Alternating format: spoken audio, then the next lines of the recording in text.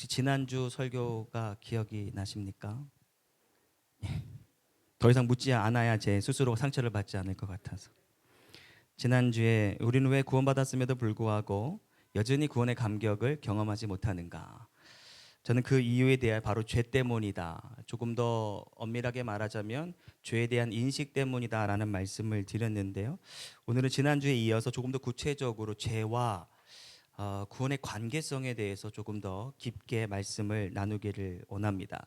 왜 구원받은 성도가 기쁨을 누리지 못하는가? 그것은 나의 일상에서 벌어지는 반복되는 죄 때문이다라고 저는 봅니다. 또 질문을 하나 드려야 하는데요. 여러분들은 지난 한 주간 살아오면서 몇 가지의 죄를 지으셨습니까? 셀 수 없이 겸손합니다.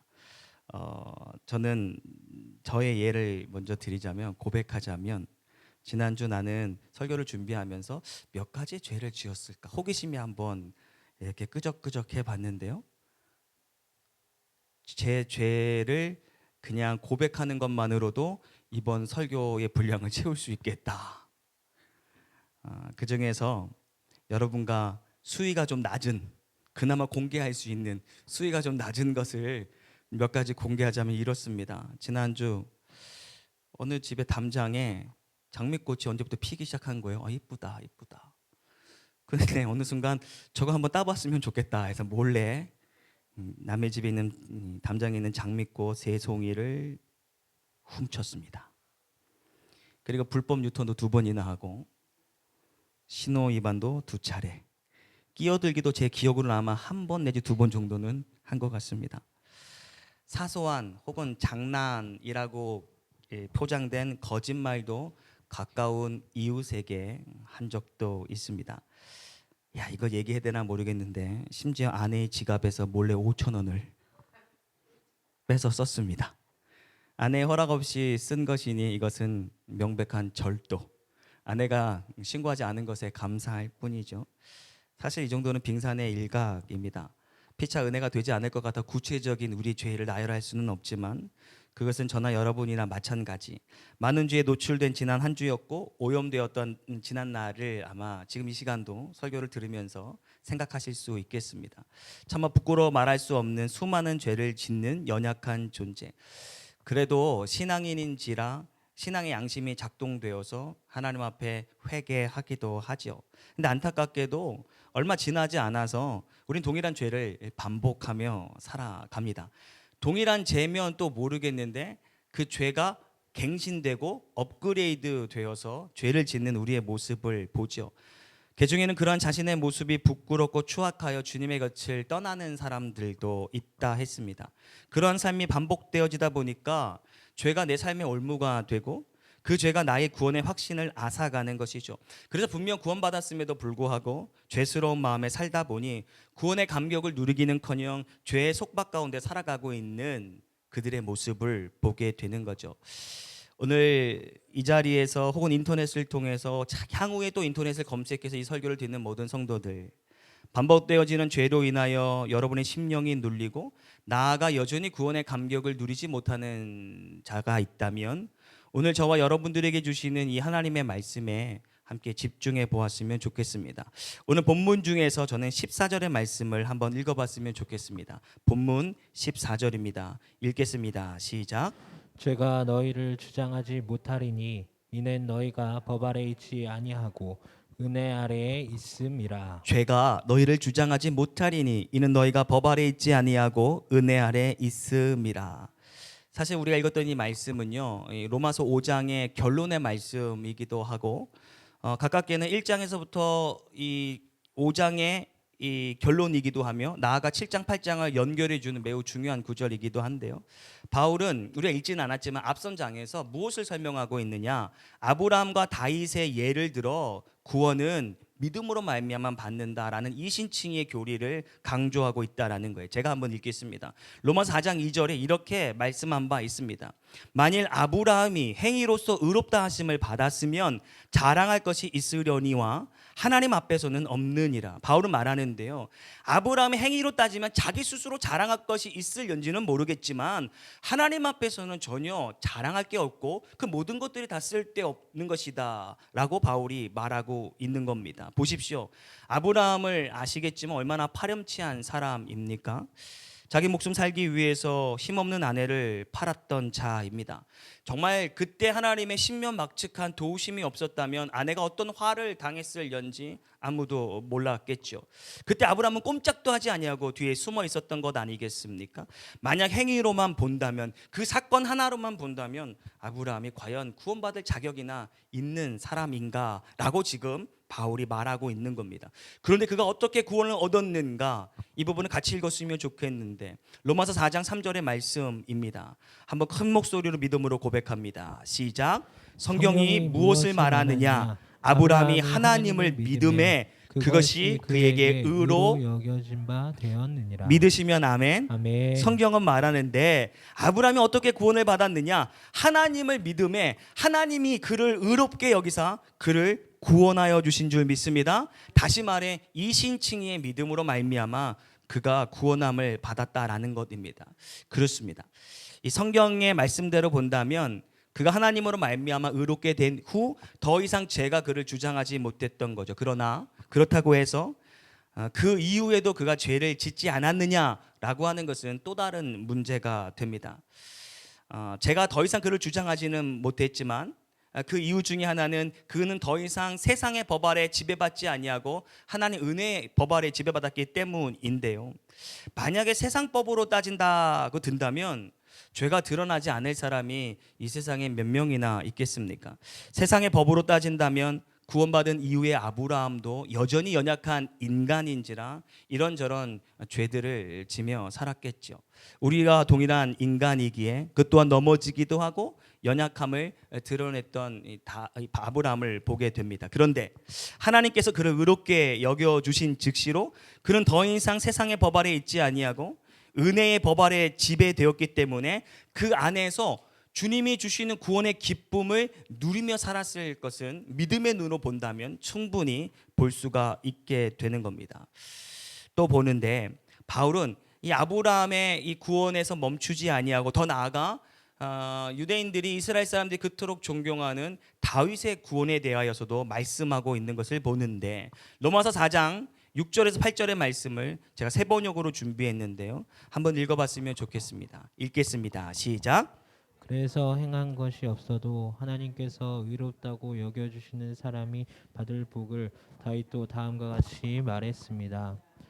하나님께서 잘못을 용서해 주시고 죄를 덮어주신 사람은 복이 있다. 주님께서 죄 없다고 인정해 주실 사람은 복이 있다. 다윗이 한 일, 그 또한 행위로 따지면 구원받을 자격이 없다. 얼마나 이 이야기를 바울의 입술을 통해 듣는 사람들이 충격이었을는지 상상이 됩니다. 그가 어떤 죄를 저질렀는가 사실 다 알죠.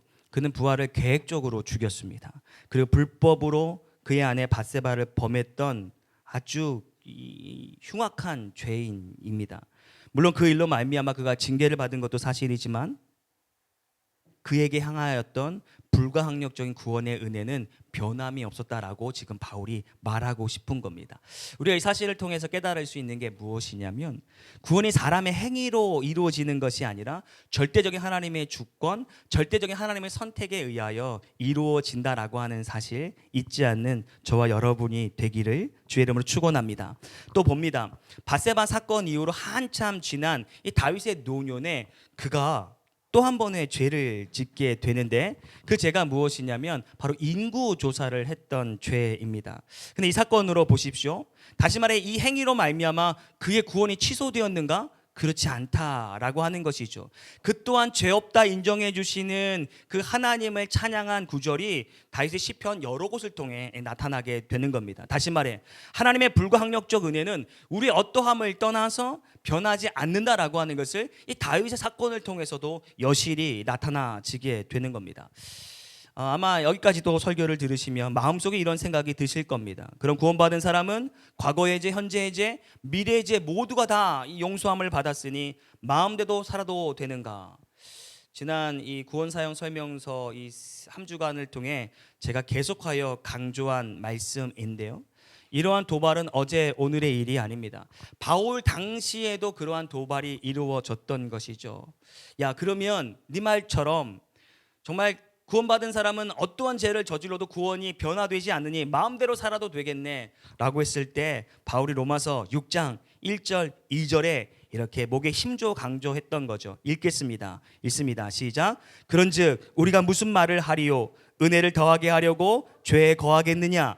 그럴 수 없느니라. 죄에 대하여 죽은 우리가 어찌 그 가운데 살리요? 라고 말한 것입니다. 이렇게 말을 한 다음 오늘 이것도 우리 본문으로 바울이 그의 논리를 계속해서 펼쳐가는 것이죠. 오늘 본문의 말씀을 세 번역으로 같이 한번 읽어봤으면 좋겠습니다. 세 번역입니다. 읽습니다. 시작. 그러므로 제가 여러분의 준비 안 됐나요? 예, 제가 읽겠습니다. 그러므로 제가 여러분의 죽을 몸을 지배하지 못하게 해서 여러분이 몸의 정욕에 굴복하는 일이 없도록 하십시오. 그러므로 여러분은 여러분의 지체를 죄에 내맡겨서 불의의 연장이 되게 하지 마십시오. 오히려 여러분은 죽은 사람들 가운데서 살아난 사람답게 여러분을 하나님께 바치고 여러분의 지체를 의의 연장으로 하나님께 바치십시오. 여러분들은 율법 아래 있지 아니하고 은혜 안에 있으므로 제가 여러분을 다스릴 수 없을 것입니다. 아멘. 아마 성경에 있는 말씀 중에 그리스도인들의 성화에 대하여 이렇게 자세하게 설명해 주는 본문도 또 없을 것 같습니다. 불가항력의 구원을 얻었는데 특별하신 구원하심을 얻었는데 막 사는 사람이 과연 존재할까? 그 은혜를 받았음에도 불구하고 막 사는 사람들이 있다면 그 은혜를 받았음에도 불구하고 자신의 지체를 이 정욕에 내어 바치는 사람이 있거나 혹은 그 은혜를 받았음에도 불구하고 자신을 불의의 병기로 내어주는 사람들이 있다면 아마도 주신 구원을 제대로 이해하지 못했거나 혹은 죄송하지만 여전히 구원받지 못한 상태에 있는 존재임을 스스로 내비치는 것입니다. 구원받은 사람은 결단코 막 살 수 없기 때문입니다.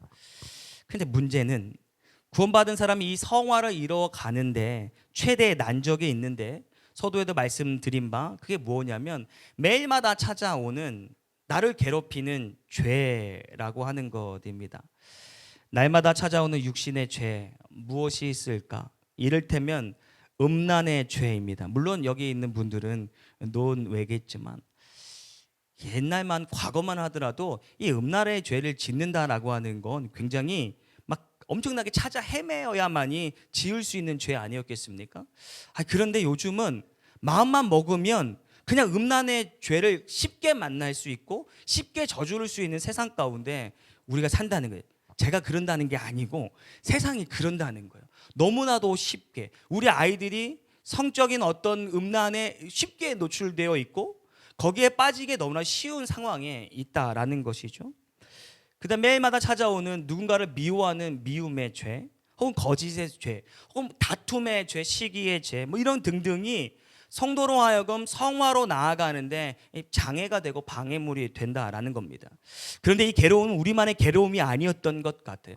구원을 설명하고 있는 바울조차도 그 괴로움이 있었는데 그가 살아가면서 날마다 찾아오는 죄, 그것에 의하여 타협하고 넘어지는 죄를 발견할 때 얼마나 괴로웠던지 로마서 7장 24절에 오호라 나는 곤고한 사람이로다 이 사망의 몸에서 누가 나를 건져내랴 라고 하는 이 바울의 이 한탄 섞인 이 고백을 통해서 그가 얼마나 죄로 인하여 괴로워하고 있었던 것인지 우리는 쉽게 알 수 있게 됩니다. 그런데 그래도 바울은 그 괴로움에서 극복할 수 있었던 것은 하나님의 다음과 같은 은혜를 깨달았기 때문인데요.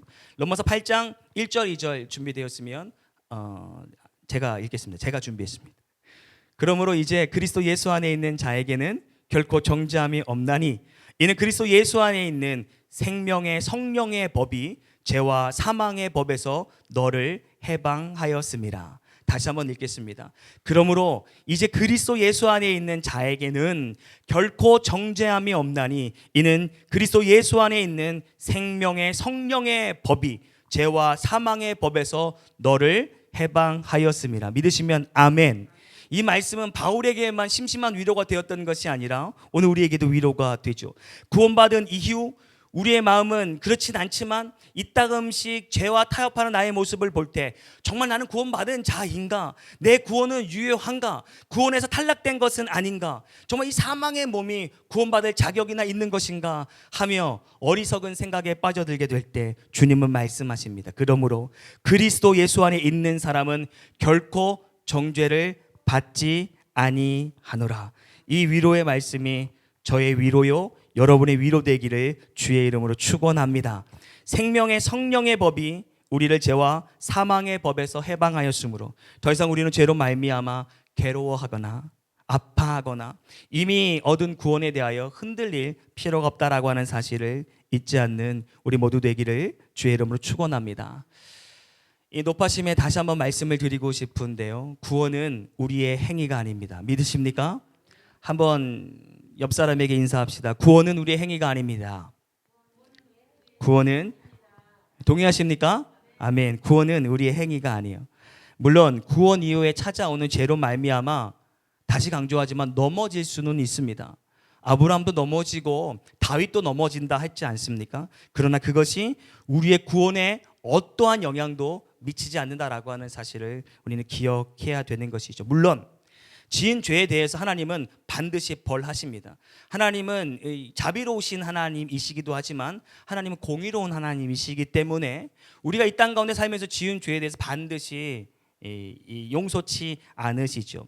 또 다윗의 예를 보면 알 수 있는데 조금 전 다윗이 인구 조사를 했을 때 하나님 앞에 득죄했던 것 아니겠습니까? 그때 다윗의 상황을 잘 묘사하고 있는 장면이 있는데 역대상 21장 7절과 8절의 말씀입니다. 제가 읽겠습니다. 하나님이 이 일을 악하게 여기사 이스라엘을 치심해 다윗이 하나님께 아뢰되 내가 이 일을 행함으로 큰 죄를 범하였나이다. 이제 간구하옵나니 종이 죄를 용서하여 주옵소서. 내가 심히 미련하게 행하였나이다 하니라 라고 하나님 앞에 하나님 내가 잘못했습니다. 내가 나의 의를 드러내기 위해서 그만 인구조사를 했사오니 주님 나를 용서해 주십시오. 하나님께서 다윗이 행한 죄를 기뻐하지 않으셔서 끝내는 이스라엘을 치셨죠. 그것을 통해서 다윗이 깨닫게 된 것 아니겠습니까? 그때 갓 선지자를 통하여서 하나님이 세 가지 중에 하나를 선택해라 라고 말씀하셨죠. 잘 아시듯이 3년의 기근을 경험할 것이냐, 3달간의 원수의 칼에 쫓겨당길 것이냐, 아니면 3일 동안 전염병에 있을 것이냐. 다윗의 선택은 짧고 굵은 것에 있었는데 마지막 세 번째를 선택했는데요. 그것을 선택하는 즉시 3일 동안 이스라엘 백성 7만 명이 그 자리에서 죽임을 당했다. 그것을 죽어가는 모습을 두 눈으로 목도해야 했다라고 하는 것이죠. 우리는 이 사건을 통해 무엇을 배우게 됩니까? 구원 이후에 찾아오는 죄로 말미암아 우리의 구원이 변경되지는 않지만 감당하기 어려운 징계가 따를 수 있기 때문에 날마다 나를 쳐 복종함이 우리의 삶을 통해 나타나져야 한다라는 사실입니다. 다시 과거로 돌아가 다윗이 밧세바를 범할 때 나단이 그를 책망한 것을 우리는 봅니다. 다윗이 그래도 하나님의 은혜의 사람인지라 그 책망을 듣고 하나님 앞에 회개하죠. 다윗의 고백에서도 알 수 있듯이 하나님이 그의 회개를 받으셨습니다. 그리고 하나님이 그를 여전히 사랑하심을 그가 깨닫게 되는 것이죠. 그리고 더욱이 중요한 것은 그럼에도 불구하고 그에게 주셨던 구원의 변화가 없음을 그가 깨닫고 감사했다라는 사실입니다. 다만 이 땅에서 지은 죄로 말미암아 그가 감당해야 되는 것은 인간으로서 참기에는 감당하기에 너무나도 어려운 것들을 감당해야만 했죠. 잘 알듯이 그 사건으로 인해서 아들이 아버지를 죽이려고 칼을 들고 집 안으로 찾아왔던 것 아니겠습니까? 야, 이게 얼마나 비참한 일입니까? 저는 이따금씩 집에서 운율이가 저한테 말대꾸만 하는 것도 이따금 화가 날 지경인데 아버지로서 아들 죽이겠다고, 아버지의 자리를 뺏겠다고 칼 들고 집 안으로 찾아왔을 때, 이 다윗의 마음이 어땠을까 상상이 잘 되지 않습니다. 그리고 다윗이 성을 급하게 빠져나갈 때 후궁들을 놓고 나가는데요, 백주대낮에 아버지의 후궁을 범합니다. 이런 막대먹은 아들이 또 어디 있습니까? 아버지 보란 듯이 아버지의 명예에 이 금을 가게 했던 것 아니겠습니까?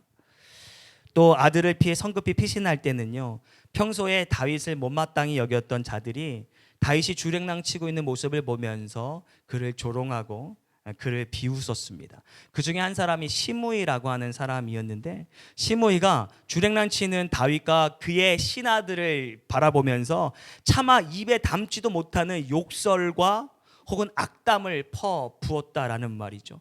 얼마나 그 상황이 듣는 사람으로 하여금 모욕적이었더라면 그 옆에 신복 아비새가 이 시므의 이 욕을 듣고 주체할 수 없는 흥분을 감추지 못하고 다윗에게 이렇게 말하는, 왕이여, 저 죽은 개가 어떻게 왕을 험담할 수 있겠습니까? 저로 명령하셔서 내가 올라가 저의 머리를 베게 해 주십시오. 여러분, 여기서 주목해 보아야 할 단어가 있는데요, 바로 이 그 아비사가 했던 죽은 개라고 하는 이 단어입니다. 죽은 개. 이스라엘 당시에 이스라엘에게 있어서 가장 이 아주 심한 욕설 가운데 하나가 저 죽은 개 같은 놈이라고 하는 욕이었는데요. 요즘 우리의 사랑하는 반려견이 왜 그때나 지금이나 아주 심한 욕설에 등장하는지는 모르겠지만, 그만큼 아비새가 그 욕을 참을 수 없을 만큼, 흥분할 만큼, 이렇게 욕을 할 만큼 그 소리가 엄청나게 듣기에 거슬렸던 것이죠. 그런데 오히려 다윗은 아비새를 진정시킵니다. 그리고 그에게 한 말이 뭔 줄 아십니까? 이렇게 말하죠. 그가 저주하는 것은 여호와께서 그에게 다윗을 저주하라 하심이니 그가 저주하도록 내버려 둬라. 다윗도 사람인지라 그 상황이 얼마나 어려웠겠습니까? 다윗도 아비새에게 가서 죽여라고 하면 정말 화풀이 할 수 있음에도 불구하고 다윗은 그 상황을 그저 인생에 스쳐 지나가는 상황으로 받아들이지 아니하고, 하나님이 내 죄 때문에 나를 징계하시는 것이다 라고 받아들이고 있다라고 하는 사실이죠.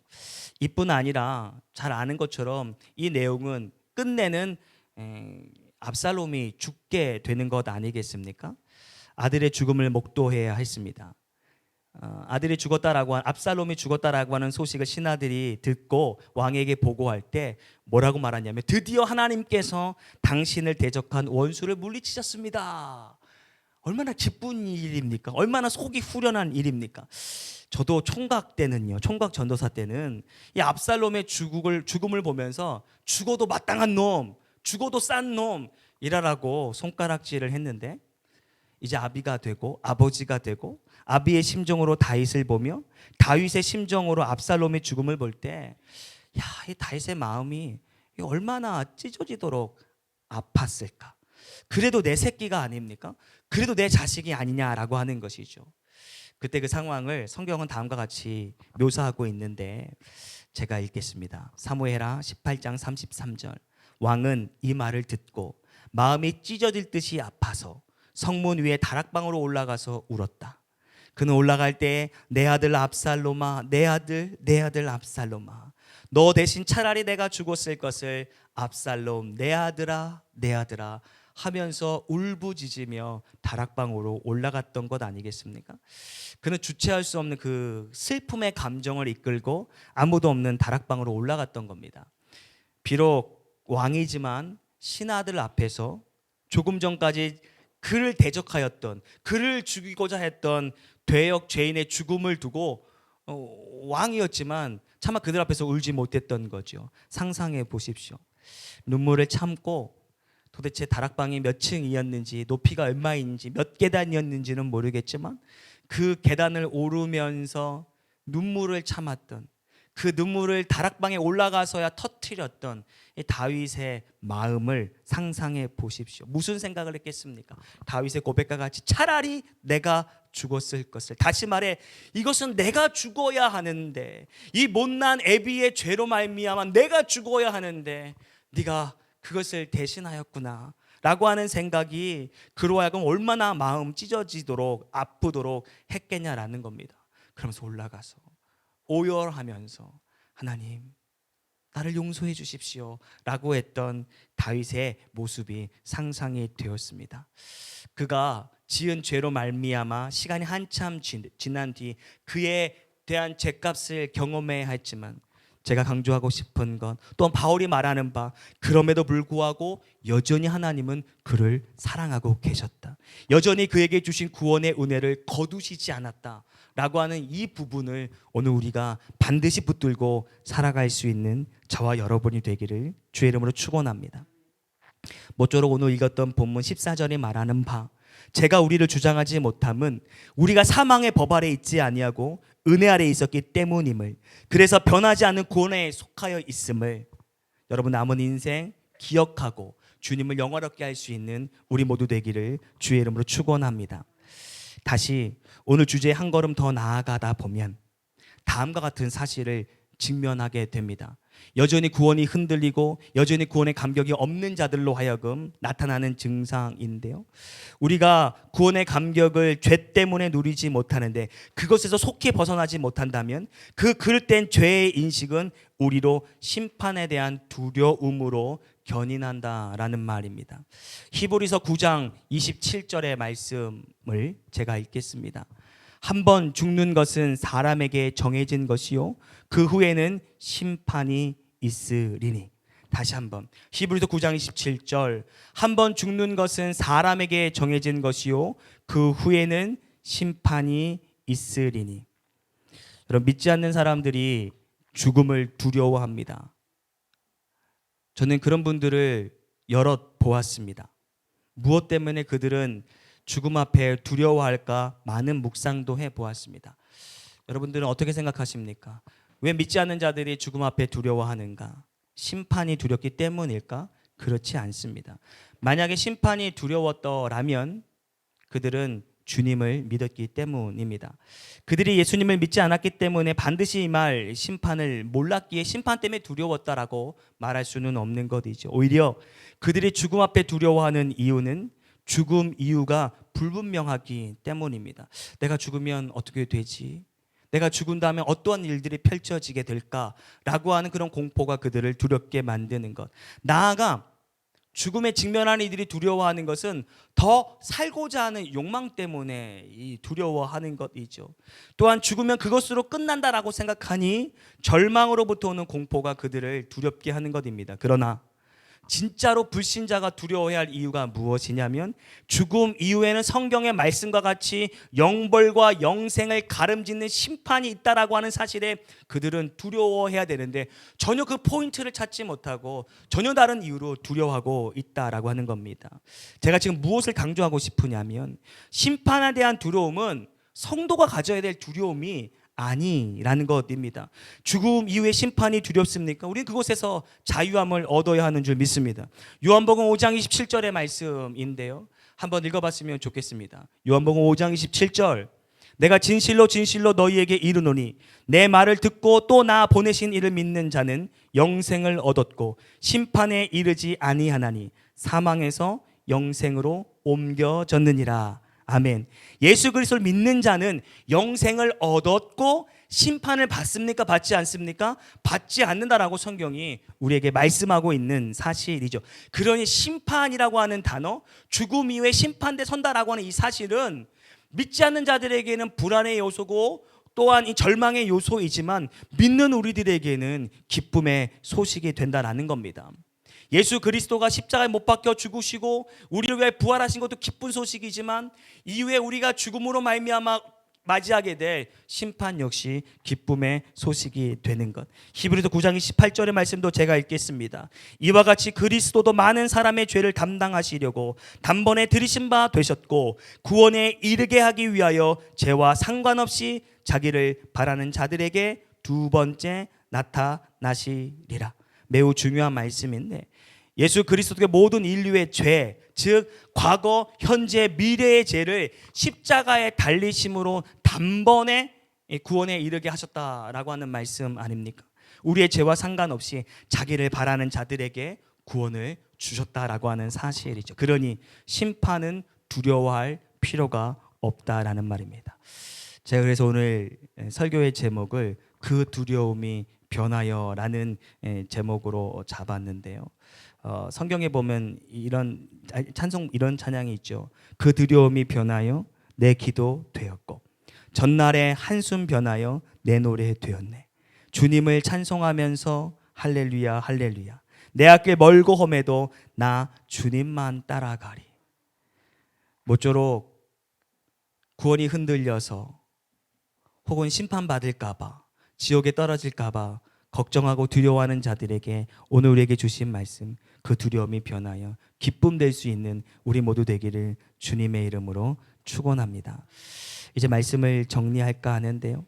예수님께서 우리의 죄를 위하여 단번에 십자가에 죽으셨습니다. 그러므로 우리는 더 이상 죄의 문제로 인하여 두려워하거나 걱정할 필요가 없다. 오호라 나는 곤고한 사람이로다 하며 탄식에 머물지 않아도 된다라는 것입니다. 더불어 우리는 죄의 법 아래 있지 아니하고 은혜의 법 아래 있다라고 하는 것을 기억하면서 날마다 덮어주시는 그 하나님의 은혜, 날마다 관가해 주시는 하나님의 은혜에 송구해하면서 오히려 더욱더 내 삶을 통해 하나님 영광을 나타낼 수 있는 애쓰고 힘쓰는 우리 모두가 되었으면 좋겠습니다. 그리고 언젠간 저나 여러분이 인생의 끝날에 서게 될 텐데 그때 두려움으로 우리의 죽음을 맞이하는 것이 아니라 그 심판 때는 두려움의 어떤 상대가 되지 아니하고 기쁨의 심판대이니 두렵고 떨림이 아니라 기쁨의 마음으로 그날을 경주할 수 있는 저와 여러분이 되기를 주님의 이름으로 축원합니다.